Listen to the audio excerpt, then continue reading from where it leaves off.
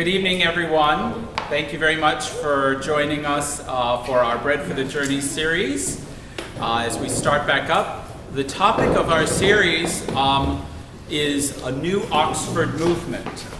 And what we are going to be kind of looking at is not just an historical look at what the Oxford movement may have been or its precursors that Dr. Mattis will be talking about, but also what is its relevance for us today. In particular, what might we here at St. Paul's have to do with perhaps being a catalyst for a new Oxford movement in our world? Is that something, a vision perhaps, that we might consider for ourselves? So we'll be having a series of presentations in October for our Michaelmas term that will kind of lay a bit of foundation, get us talking. And then our own Jeffrey Smith during the Advent term will be talking about music and the new Oxford movement, which will be very interesting. Then in Lent, we're going to talk about Alpha. And you might wonder, well, what does that have to do with the new Oxford movement? Well, it has to do with our ability to be able to talk about our faith and how important that is. And that will be a great opportunity for us to do that. And then again, in Eastertide, we'll pick back up with some real kind of practical aspects of what this new Oxford movement might actually look like. And what does it kind of look like on the ground, finishing up our year. So with no further ado, Dr. Hannah Mattis. Hello. I want to thank Father Sean for the invitation to be with you tonight. Can you hear me back there okay? Good. Wave at me if for whatever reason you can't hear me anymore. My name is Hannah Mattis. I teach church history at Virginia Theological Seminary. It's my fourth year there. I came in as a teacher with Paul Moberly as his first year. We were just saying that I taught him, among other things. By research and training, though, I'm a medieval historian. W.H. Auden used to say that was what he used to tell people that he met on trains that he did for a living. Because it stopped all conversation dead instantly. I would actually like to do the opposite, if I can. I want to talk to you tonight about history, because I would be remiss if I did not. But I also want to talk about our modern perceptions of that history, and of course why that matters for us today. If you have questions now or later, you should feel free to email me, if you like, at hmattis@vts.edu. And again, if at any point you cannot hear me, let me know. So, before we can even get around to talking about a 6th century Italian monk named Benedict, or even about the Oxford movement, we have to question and be aware of our own personal needs and modern problems that are driving that interest. I would argue that in the conversation around Benedictine spirituality in particular, we have 3 interrelated problems, large, medium, and small, that we need to be aware of first before we can get to the good stuff.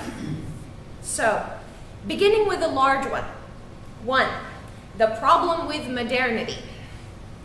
We live in interesting times, fast-moving times. The world is not the one that our parents grew up with, never mind our grandparents. As an academic, even the world before the financial crash in 2008, when I was in graduate school, 2009, are very different places from where we are now. That's very stressful. People are being left behind economically. People are being made sick by their own technology. Peter Beagle once wrote in an introduction to an old edition of Tolkien's Lord of the Rings that the modern world has become, quote, paradoxically unlivable. Tolkien famously wanted to create a place to escape to where there was less noise and more green. Most fantasy is about escape to a pre-modern past on some level or another. Tolkien also said that if you are in prison, Escape is the right instinct and the completely natural human response. But if we are not careful, this can lead us to the problem with medievalism. Most of what people know about the Middle Ages, for better or for worse, they know from movies and increasingly from TV. And movies and TV tend to take two approaches to the medieval world. On the one side, we can call them the sheep. They sentimentalize the medieval world. They make the medieval world a very pretty place of knights and ladies in technicolor dresses. No one does hard work. Often the medievalness is decorative and skin deep only. I don't know if any of you ever saw Robin Hood, Prince of Thieves back in the day. Yes. Kevin Costner plays Robin Hood with his American accent. Morgan Freeman has what I think he thinks is a Middle Eastern accent, except that of course he sounds like Morgan Freeman, which is to say he sounds like God at all times. So that's the sheep. That's the sort of harmless sentimentalizing of the Middle Ages. The goats, on the other hand, we'll call them that, go the opposite route. And they glorify the Middle Ages' reputation for blood, gore, and violence. A show like The Vikings on TV does this today. And of course, the danger for that, very much with our modern world, is that it encourages an understanding of that world as a very racially white place, very full of muscular Germanic blondes with swords. And that imaginative habituation can become very dangerous in our world today. It can ally itself with certain strands of rhetoric, and unfortunately it goes back to, in some ways, the Nazi love of Wagner. So there are dangers in the medieval world and in not thinking critically about it. So, what do you ask, does that have to do with our subject for tonight? Well, 3, there is a problem with monasticism. I once flippantly described it as wanting to disappear into a world of craft beer and Brother Cadfael. I have no problem with either of those things, for the record. But there is a danger of thinking about monasticism or using monasticism as a kind of magical medieval trapdoor through which we can escape modernity. There is always a tendency, particularly when you are under stress, to glorify the past as a time of moral fiber and the present as a time of moral decay. Some of you may have heard of or have been thinking about Rod Dreher's Benedict option. Some of you may have encountered that. Dreher argues, borrowing from the philosopher Alistair MacIntyre, that the forces of modernity are such and are anti-Christian, such that Christians need to withdraw, like Benedict from the Goths, to protect themselves and to be able to pass on the faith to their children. Dreher himself is Orthodox. He's a Southerner from Louisiana, but he's an American convert, and that means that he has as much or more to do with Catholics these days. And he is fascinated by a whole host of experiments in conservative Christian community that are going on today. Now, there are some aspects of the Benedict option that I am sympathetic to. The need for Christians to sign out of modernity for a while, to recognize that Christians are or should be a countercultural corrective to society. The call to separation is where Rod Dreher has attracted a lot of criticism, not least from very conscientious Christians who have been taught that their orientation should be toward mission and evangelism. Partly because he is a blogger and his ideas sort of change from day to day, Dreher himself has moved around a lot on what he thinks or how he defines what this separation from society should look like, how radical it should be, what even it should be. He recognizes that complete separation is problematic. But my main problem with the Benedict option is that, weirdly, I don't think there's very much Benedict in it. The most obvious thing is that he calls for a Benedict option that never asks Christians how they deal morally with money, private property, income inequality, and a whole host of economic issues. And we said the prayer of St. Francis. If we are going to think critically about St. Francis and his lady poverty, I happen to think that if you're going to talk about a Benedict option or think about things like that, then some of the ills of modern capitalism are going to come up. You're going to have to talk about them. That doesn't mean that you're forced to take particular answers one way or another, but I think economics should be in the conversation somewhere. So, who was Benedict? And what has Benedictine spirituality ever done for us? And how could we come up with a Benedict option for our church and in our time that's a bit more true to the spirit of the founder? So, Benedict. Benedict is not alone, and he was not alone. He is not an isolated individual, or even very much of a pioneer. He's actually one of a whole host of people in Italy at that time trying to form experimental Christian communities. In the West, this is happening as the military structures of the Roman Empire are crumbling.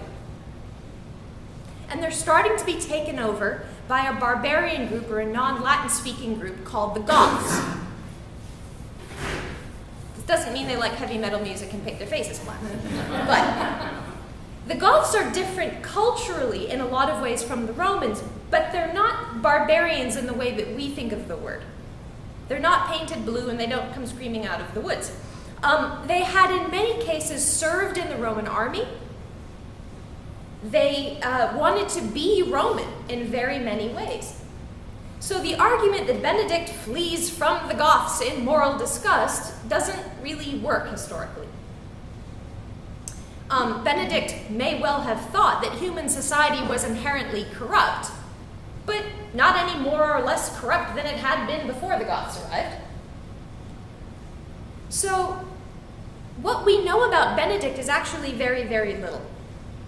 We have a life, but it was composed, a life is the term in hagiographical stories for the story of their life and their miracles. We have it, but it was composed after the fact, and it is largely concerned to present the saint as a miracle worker.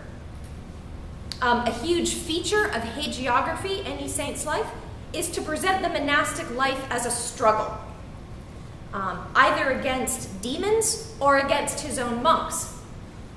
So there's a story in Benedict's life about him being poisoned by his own monks. It's not all pesto and pasta in the Italian sunshine. So Benedict will try to be a hermit going solo, and then he tries several times to lead a community, as I say, with somewhat mixed results. But he does succeed eventually in founding the great monastery at Monte Cassino, which was in Italy for centuries until it was bombed during World War II. The only real way, though, that we have to get to know Benedict is through reading his rule. The rule that he left us, the little rule for beginners, as he calls it. I had a patristics teacher once who gave it to a couple as part of marriage counseling.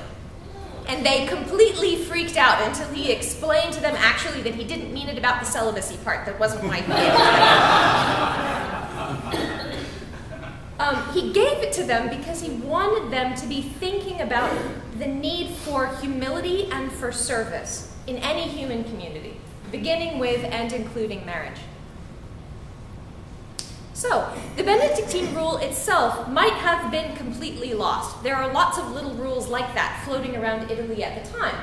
But it was picked up and it was popularized by a very great pope at the time, Gregory the Great, who was pope from between 590 and 604, who was also responsible for sending missionaries to Britain, sending Augustine to Britain, to Canterbury. One of the reasons that Gregory likes the rule so much is because it is a very moderate rule. It does not allow for great feats of self-denying asceticism. Eating nothing for days and days and days, or not sleeping, or all the other major feats of the Desert Fathers. It is a very, very moderate rule. Benedict saw all of those acts of asceticism as being essentially about you, and so he actually bans them. So instead, the Benedictine rule is a rule that anyone can participate in. The goal of the rule is to break down human pride as part of community. You aren't allowed to take anything of your own into monastic life. That's partly so that you break your attachments to the outside world, but it's also so that class distinctions don't get imported into the community itself. Hence also the central place of work in any monastic, any Benedictine community. You know, the Pauline saying, "He who does not work does not eat." You'll sometimes see little portions of the Benedictine rule framed. Everyone works in the kitchen. Everyone does the dishes. Little things like that.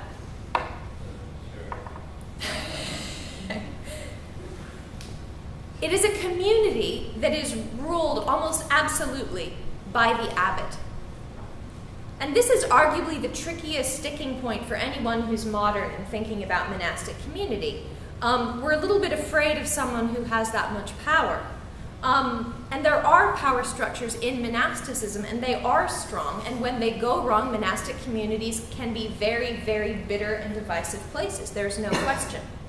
But again, partly, the abbot is powerful so that other things will not be, mainly and including class distinctions. Monks in Benedictine monasteries live a day that is balanced between a constant round of prayers. This is the office. The prayers are interspersed with periods of work, of meals, vegetarian, although the Middle Ages flirted with what they could get away with eating, and sleep. The prayers, the office, derive from the desert custom of memorization and recitation of the entire Psalter, which was a major spiritual practice in the desert.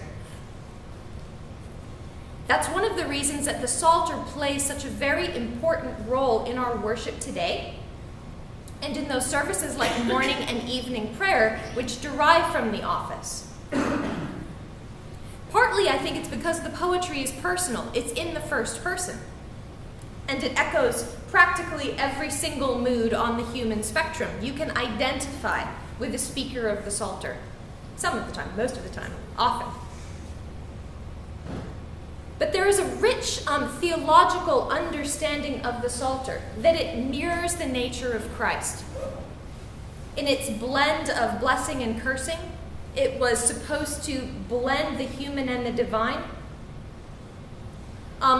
The fathers were as aware as we are of the cursing psalms, and maybe were made to feel a little bit awkward about them. We had Psalm 109 today in our morning service, and we omitted the very extensive cursing section. But of course, many of the psalms themselves are quoted by Christ in his ministry, and they seem to prefigure him. Christ takes on himself the identity of the righteous scapegoat in the Psalter. So Augustine, for example, will explore the idea that the Psalter is this both human and divine creation that echoes the union of Christ and the church. So in a way, the Psalter is supposed to give voice to both Christ himself and the church's experience in the world. So there's a very, very long and theologically rich association between monasticism, monastic communities, Benedictine spirituality, and the use of the Psalter. And we inherit that. Other than the prayers and these services, much of Benedictine monasticism is a practice of silence. Benedict himself, rather like the Apostle James, is very, very aware of the dangers of gossip in a small community.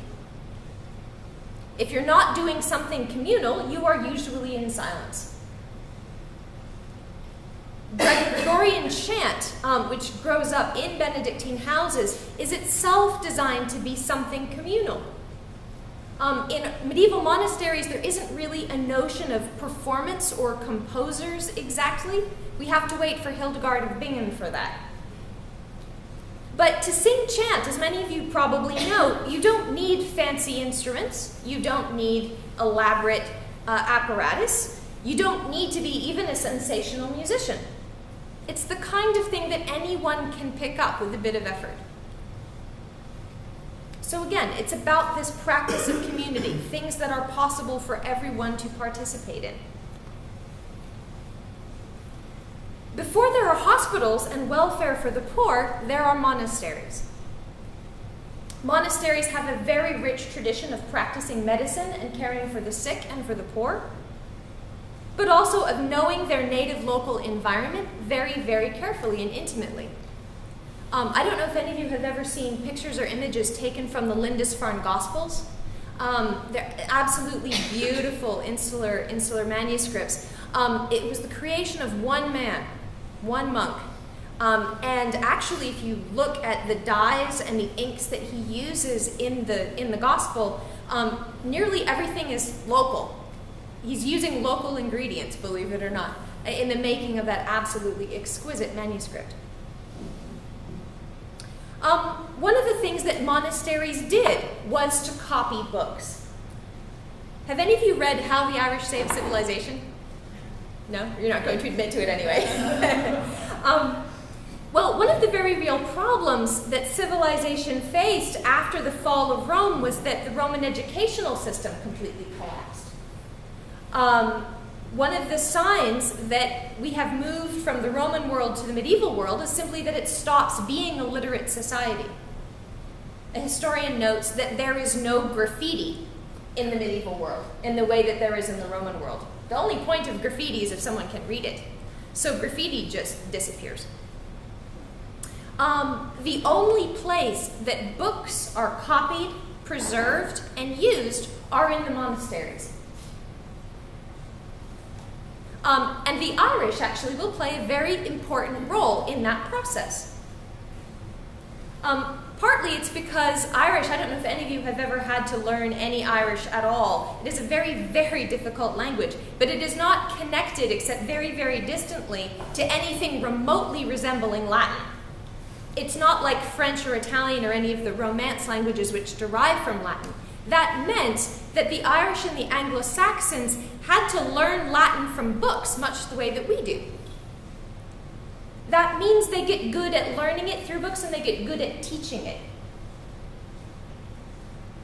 And there was a long, slow process of linguistic drift by which Latin became Spanish and Italian and French and Romanian. And people literally found that they couldn't understand the books that were in front of them anymore. And this is where the Irish and the Anglo-Saxons come back into the picture and teach people how to read their own language, in a way. They become Latin teachers. And it will be in these Benedictine monasteries, for example, that they come up with this new form of writing, which we call Caroline minuscule. They copied so many texts that in the 16th century, when the printing press was invented, these printers who thought that everything should be Greek and Roman, and they read all these texts that were written in this format, took a look at it and said, I know, we'll copy it. This is what the classics were written in. And actually, our modern font system is almost a direct derivation of Carolingian minuscule. I could give any of you a piece of Caroline minuscule and you could read it. All of our modern font systems derive then from this way of writing that was developed in the Middle Ages. Most of what the Benedictine monks copy, write, and teach has to do with understanding the Bible. And this isn't part of some detached academic understanding or some scholastic understanding of what exactly the Bible is, but as part of mission. The early medieval world, particularly in the British Isles or in Ireland, doesn't have a very clear separation between monasteries and the outside world, or between monasteries and the institutional church. Many of the clergy are themselves living in monasteries. So minsters and monastic communities are also home to bishops and to priests who were involved in teaching and in preaching the gospel. We have a tendency to think of monasteries as a place that are shut off from the world and the place that you go to flee from the world. But actually, in the early medieval world, the evangelization is happening from the monasteries. If you read the ecclesiastical history of the English people that's written by Bede, that's a huge part of what it is about. It's a bunch of individual monks often going out from these monastic centers and teaching the countryside or working with the countryside. But again, that means that monasteries aren't places that are separate from society. It's not about retreat. There's always a historic paradox about monasticism that goes back to its founder, Antony, which is always that monks intend to leave the world, and then they get so famous that the world comes out to find them wherever it is that they go. Anthony will complain that he can't get anything done because people are knocking on his cell door all day, and why can't they just leave him alone? I left this world, why are you coming to find me? That nearly always happens. Nearly always there is a process of leaving the world and then the world coming out and finding you wherever it is that you are. Monasteries are nearly always political places. We think of the place of Buddhist monasteries in places like Myanmar or Thailand. They're always political. They recently actually excavated Lindisfarne, looking for the site of the early monastic church that's there. They have found amazing ruins of where the foundation used to be for the church, and they found it not where the present ruin of the old church used to be, but actually up near where there's an observatory tower, looking directly at what would have been the king's castle at the time.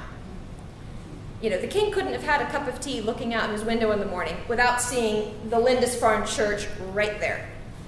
And when St. Cuthbert goes out to the island of Farne to be a hermit, he's in an even more direct sightline with that castle. So again, he's leaving the world, but he's leaving the world to place himself directly in the king's eye.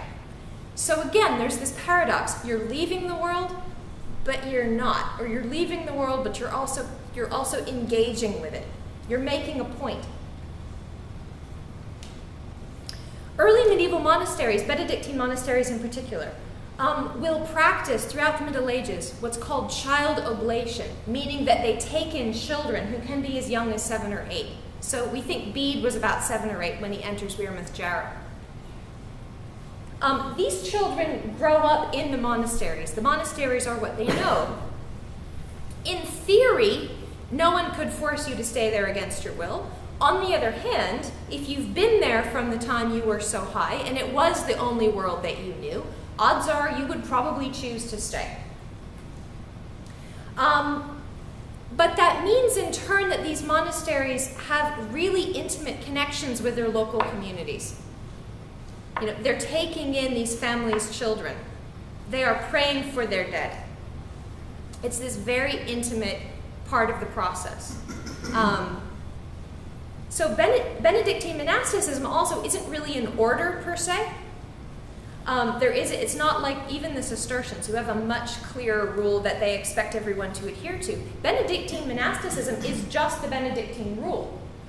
And it tends to morph and change depending on where you are within medieval Europe. There are regional variations. So again, these communities are very, very alert to and akin to what is going on in their local community. And there's a lot of local diversity. So, what does all this mean, and how does all this connect to the Oxford movement? Most tangibly, I think, and concretely, we should be aware of how much the structure of our liturgy borrows from and takes from the monastic office. I think that's just important to remember, that you are part of a tradition that has been ongoing. You know, this practice of recitation of the Psalter at different times of the day. You're part of a tradition that has been going on since the beginnings of monasticism, for thousands of years.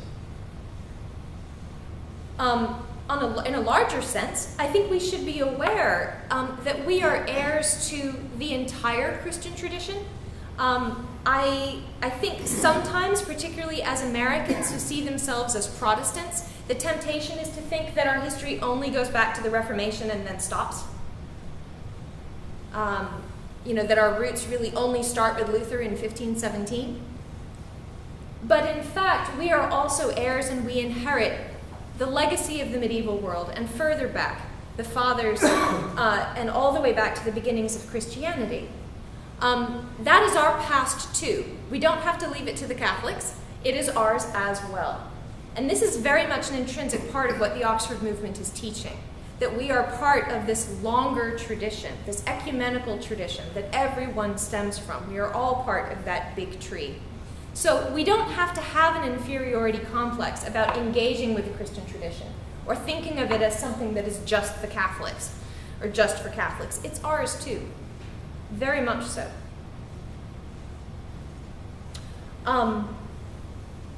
We should be aware of monasticism and in turn the Oxford movement's legacy to help and to be present to the poor.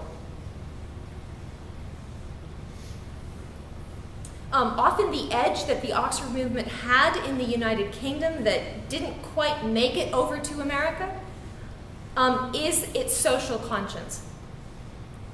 It went into very poor neighborhoods and offered and gave the sacraments to people who otherwise would not have received them. In fact, some priests had an almost sort of badge of honor in going into places where no one else would go. And that is something, I think, that never quite made it over to America for a whole host of reasons. Often the Oxford movement, when it comes to America, is thought of as being only about liturgy. But there is a real social edge to it and a real social conscience. And particularly now, when there seems to be such a gulf in the American experience between what is going on in rural areas and what is going on in urban areas, I think if we're thinking about a new Oxford movement, we can be very much aware of that. And that is a strength of our tradition that we can remember. Of course, here at K Street, I am kind of preaching to the choir about that. If we're thinking about, again, the legacy of Benedictine monasticism for us today, I think we can think about the place of silence, of quiet prayer, and of work, and holding all of those things in balance in our lives. I think that one of the things it can challenge us to do is aim for a kind of simplicity. This is something to some extent that everyone works out in accordance with their own conscience. But if this means we examine our attitude to personal possessions or to our diet, again, just as a desire to simplify our lives, so long as it does not become an end in itself or an act of self-glorification, it is all to the glory of God. I think it means we can also really embrace the place of learning within the Christian tradition, given how important learning has been throughout Benedictine monasticism. We can create a place for culture and for the arts within the church and within our tradition. That is allowed. That is a part of what we can be about. There is a place within the church for beauty, and it is one of the havens for it, and we can embrace that. And then finally, I think one of the things that Benedictine monasticism did do, and that the Oxford movement does as well, it creates sanctuary spaces that can be places of evangelism and proclamation. We can turn to the sacraments as sanctuary in our troubled times. I think we should. These are places where we can be truly human and where we think about what that is and how we can bring that to the rest of the world.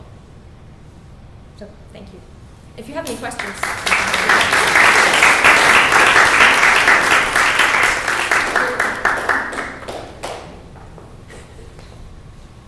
So I'll be happy to answer questions, or we can split into small